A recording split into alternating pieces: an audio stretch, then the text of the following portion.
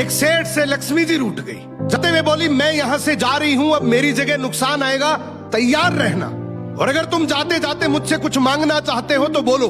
सेठ बहुत समझदार था, बड़ी विनम्रता से बोला, माता नुकसान आ रहा है तो आने दीजिए, बस मुझे आप एक वरदान दीजिए कि मेरे परिवार में हमेशा सुख शांति बनी रहे। लक्ष्मी जी मुस्कुराई, तथास्तु कहा और वहां से चली गई। अब उस सेठ की 4 बहुएं थी। कुछ दिनों बाद सबसे छोटी बहू खिचड़ी बना रही थी।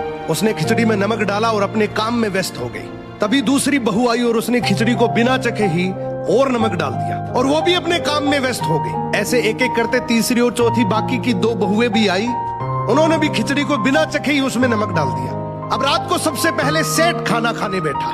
जैसे ही उसने खिचड़ी का 1 चम्मच लिया, उसे महसूस हो गया कि इसमें बहुत ज्यादा नमक है, और सेठ जी तुरंत समझ गए कि नुकसान आ चुका है।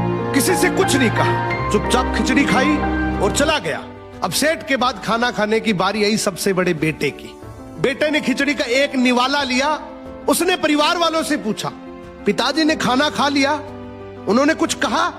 तो बाकी सबने जवाब दिया, हाँ पिताजी ने तो खाना खा लिया, लेकिन किसी से कुछ नहीं कहा।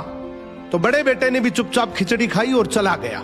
ऐसे ही करके परिवार के बाकी सारे सदस्य एक एक करके आए, अपने से पहले वालों के बारे में पूछा, कुछ नहीं कहा, चुपचाप खिचड़ी खाई और चले गए। अब रात को सेठ जी सो रहे थे, सपने में नुकसान आया और हाथ जोड़कर बोला, भाई मैं यहां से जा रहा हूं, मैं यहां नहीं रह सकता। तो सेठ जी ने पूछा, क्यों, क्या हो गया? नुकसान बोला, तुम सबने मिलकर 1 किलो नमक खा लिया, पर मजाल है कोई किसी पर नहीं चिल्लाया, किसी ने गुस्सा नहीं किया, सब शांत रहे। अब जिस परिवार में इतनी सुख शांति हो, आपस में इतना प्यार हो, वहां पर मैं नहीं रह सकता। निष्कर्ष कि जिंदगी है तो उतार चढ़ाव, दुख सुख, फायदा नुकसान सब चलता रहेगा, लेकिन जिस परिवार में आपस में लोगों में प्यार है, सुख शांति है, छोटे में आदर, बड़े में बड़प्पन है, उस परिवार का कोई नुकसान, कोई आपदा कुछ नहीं बिगाड़ सकती।